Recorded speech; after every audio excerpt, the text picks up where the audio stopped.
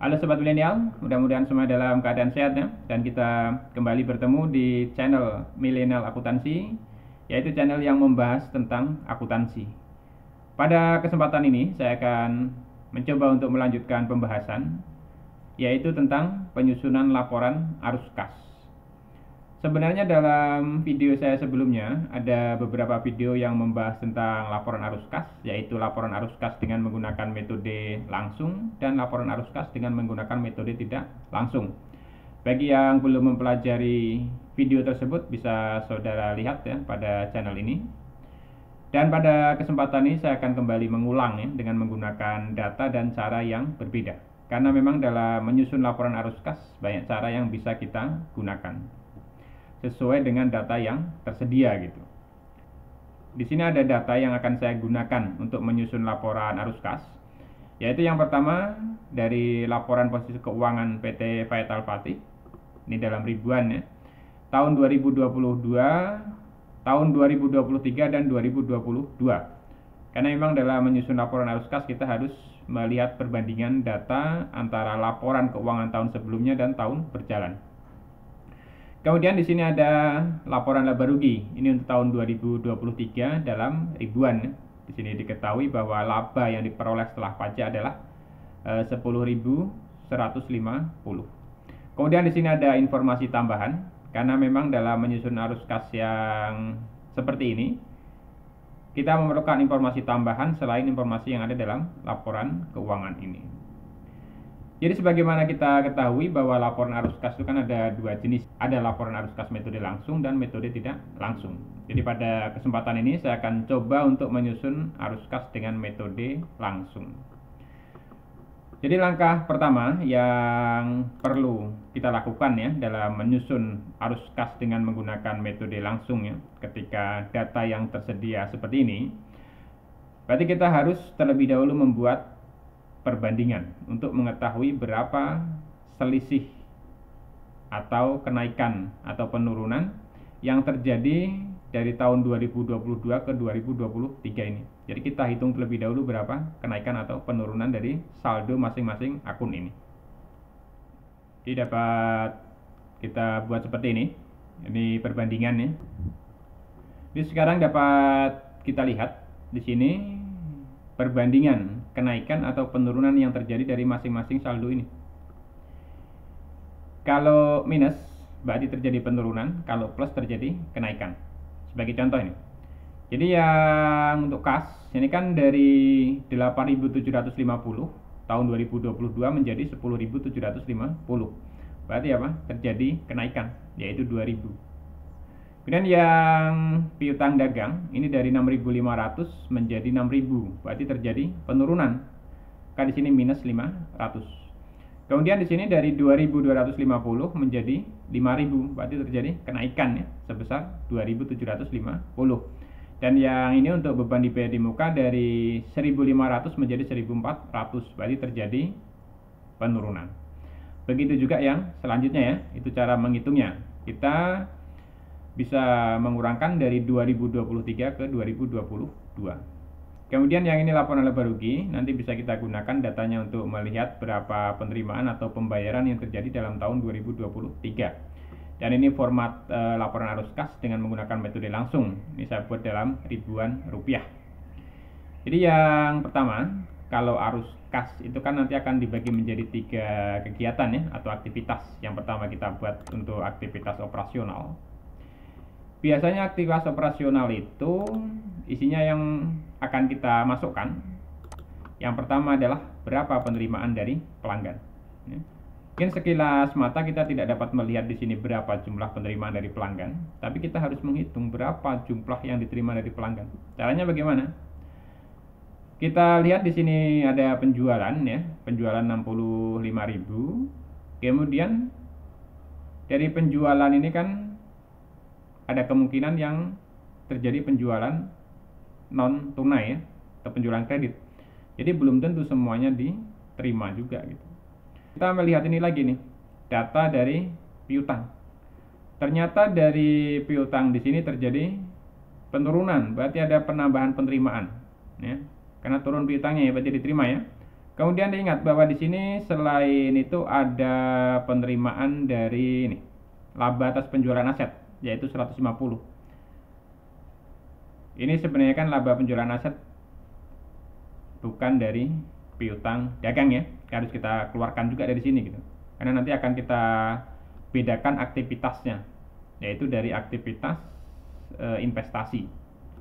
Jadi kita masukkan di sini ya, perhitungannya tadi adalah dihitung dengan cara 65.000 ini ya penjualan ditambah penurunan piutang dan dikurangi dengan laba penjualan aset tetap, maka dapatlah 65.350. Kemudian yang kedua ya, kita hitung lagi berapa pembayaran kepada supplier. Jadi kita akan menghitung berapa pembayaran kepada supplier ya. Supplier itu apa? Pihak lain ya, pihak ketiga. Bagaimana cara kita menghitung? Tentu kita harus menghitung saldo akun-akun yang berhubungan dengan masalah persediaan. Karena kalau supplier ini kan biasanya masalah persediaan ya, tapi ada juga nanti tambahan selain dari persediaan yang hubungannya dengan pihak ketiga gitu. Jadi yang pertama di sini ada harga pokok penjualan ya, harga pokok penjualan 33.100 ini. Kemudian di sini dilihat ada persediaan ya, persediaan mengalami kenaikan. Artinya apa? Berarti ada tambahan pembelian, maka harus ditambah 33.100 ini ditambah 2.750. Kemudian kita lihat juga di sini hutang. Hutang ada penurunan ya. Artinya apa? Ada pembayaran hutang. Maka di sini juga harus ditambahkan. Berarti untuk pembayaran kepada supplier tadi adalah 33.100 ditambah 2.750 ditambah 900.000. Kemudian di sini ada beban dibayar di muka ya, mengalami penurunan sebesar 100.000. Di beban dibayar di muka ini kan bayar beban kepada pihak lain gitu ya. Artinya kita juga membayar, kita anggap itu membayar kepada supplier juga gitu. Ya maka ini juga harus kita tambahkan. Nah, maka dapat kita peroleh hasil perhitungannya di sini adalah sebesar 36.850 minus ya, karena apa? Ini pembayaran berarti kas keluar. Kalau plus tadi berarti pemasukan, dia kas masuk. Tadi perhitungannya dari 33.100 ditambah 2.750 ditambah dengan 900.000 dan 100.000 ya. Kemudian yang berikutnya kita masukkan di sini pembayaran beban operasional. Jadi kalau beban operasional ya kita langsung saja melihat dari sini. Ini 14.000 ya. Kita masukkan 14.000. Dan untuk penyusutan tidak perlu kita masukkan. Mengapa? Karena dalam penyusutan ini nggak ada pembayaran. Ya, beban penyusutan kan tidak kita bayar gitu. Tapi di sini ada beban bunga ya, 1.000. Dan di sini ada keterangan di bahwa beban bunga dibayar secara tunai. Berarti harus kita masukkan juga di sini beban bunga gitu. Kita masukkan beban bunga 1.000. Kemudian di sini ada beban bunga sudah, laba nanti masuk ke investasi ya, operasional nih, pajak penghasilan ya, pembayaran pajak penghasilan. Maka kita masukkan juga di sini pembayaran pajak penghasilan, yaitu sebesar 3.650 ini. 3.650. Oke, berarti untuk kegiatan operasional di sini sudah habis ya. Kita hitung ya berapa arus kas bersih dari aktivitas operasional. Jadi kita jumlahkan saja yang ini. Kan nanti dapat kita peroleh hasilnya adalah sebesar 9.850. Ini kita tambahkan saja. Karena ada minus-minus ya. Tapi kalau saudara ngitung dengan secara manual berarti harus kita kurangkan kalau yang minus ini gitu.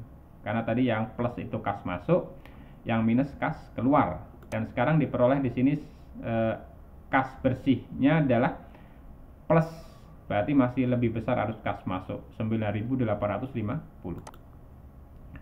Sekarang yang berikutnya kita hitung berapa arus kas dari kegiatan investasi ya, atau aktivitas investasi. Investasi ini kalau kita lihat di sini ya, ini ada ini. Dari tanah kan mengalami penurunan ya, kemudian gedung mengalami kenaikan. Berarti apa di sini? Ini ada keterangan juga ini. Semua pembelian aset tetap secara tunai. Kemudian tanah dijual harga 2.400. Nah, ini. Kemudian ya, semua utang disebabkan pembelian persediaan ya, artinya nggak ada pembelian aset yang secara kredit ya, karena di sini disebutkan secara tunai. Kan dapat kita masukkan di sini. Yang pertama adalah penjualan tanah dulu. Penjualan tanah, berapa harga jual tanah di sini? Penurunannya ya, kita lihat ya. Ini penurunannya adalah 2.250. Kita masukkan 2.250. Dan ternyata harga jual tanah itu sebenarnya adalah 2.400. Sehingga di sini ada masuk nih, laba atas penjualan aset 150. Ini merupakan selisih dari harga jual ini 2.400 dengan harga pokok ini 2.250. Ya, kita masukkan di sini, yaitu namanya laba penjualan aset tetap. Ini sebesar ini ya, 150. Jadi mengapa ini tadi tidak masuk ke dalam aktivitas operasi? Karena memang dia bagian daripada aset tetap, maka masuk ke dalam aktivitas investasi. Dan yang berikutnya kita masukkan ini lagi, gedung ya. Di sini mengalami kenaikan ya. Di sini semua pembelian aset tetap secara tunai. Kita masukkan di sini berarti dia sebagai pengeluaran kas. Jadi kalau plus tadi itu penerimaan, kalau minus dia pengeluaran. Sekarang kita hitung berapa jumlah arus kas bersih dari aktivitas investasinya gitu. Kan dapat kita peroleh ini ya. Jadi 2.250 ditambah 150 dikurang 6.000 ini. K hasilnya adalah 3.600 minus ya. Minus 3.600, artinya masih besar arus kas yang keluar. Dan yang sekarang kita masukkan lagi untuk aktivitas pendanaan atau pembiayaan. Sama ya, ada yang menggunakan istilah pendanaan, ada yang menggunakan istilah pembiayaan.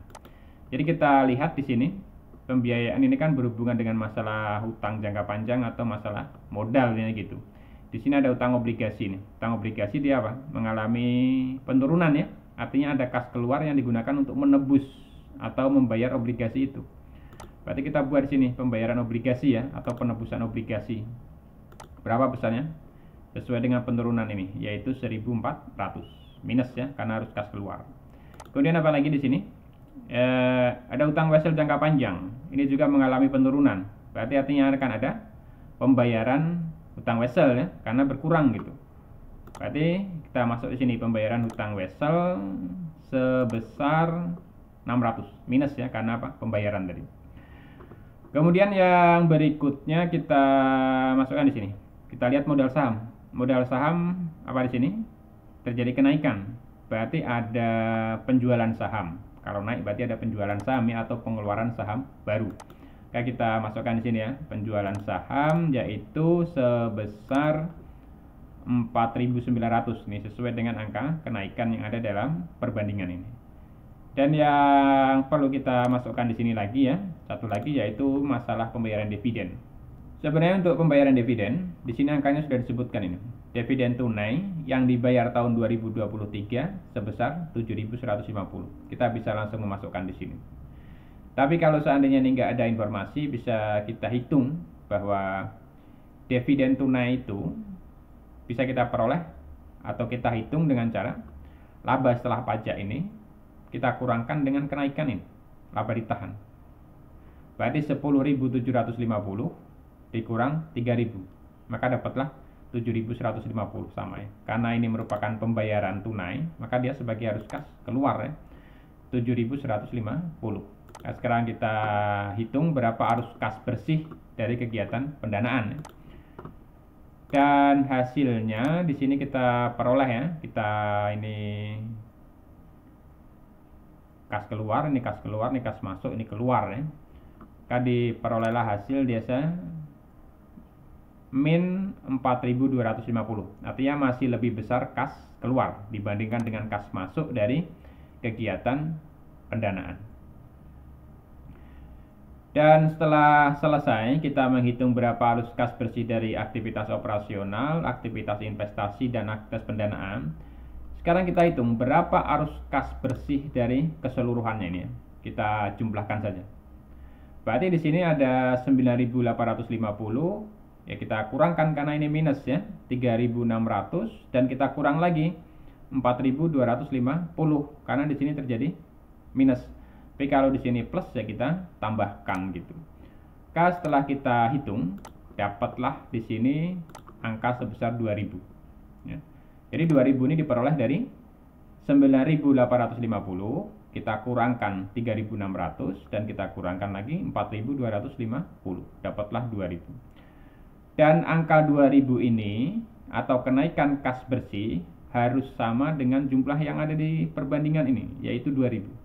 Artinya apa? Di sini plus ya, terjadi kenaikan. Tadi betul di sini kenaikan kas bersih 2000. Tapi kalau di sini hasilnya berbeda dengan jumlah kenaikan ini, dipastikan ada kesalahan atau kekeliruan dalam melakukan perhitungan atau penyusunan laporan arus kasnya gitu. Dan sekarang dapat kita masukkan di sini berapa saldo kas awal periode ya, atau per 1 Januari 2023. Jadi kita ambil yang ini ya. Karena kan saldo akhir dari tahun sebelumnya akan menjadi saldo awal tahun berikutnya. Berarti saldo kas per 1 Januari, di sini kita masukkan ini 8.750. Kita masukkan sini. Dan nanti saldo kas per 31 Januari 2023, dia besarnya harus sama antara laporan arus kas yang kita buat dengan yang ada dalam neraca tahun 2023 ini, yaitu 10.750. Ini sama ya, 10.750. Artinya laporan arus kas yang kita susun di sini sudah benar. Tapi kalau hasilnya di sini berbeda antara saldo kas per 31 Desember 2023 dengan yang ada dalam neraca di sini, berarti laporan arus kas yang saudara susun ada kesalahan. Jadi inilah cara menyusun laporan arus kas dengan menggunakan metode langsung. Jika ada yang ingin didiskusikan atau kurang jelas bisa sampaikan pada kolom komentar. Dan untuk yang laporan arus kas metode tidak langsung, silahkan nanti saudara lihat pada pembahasan video saya yang selanjutnya. Terima kasih.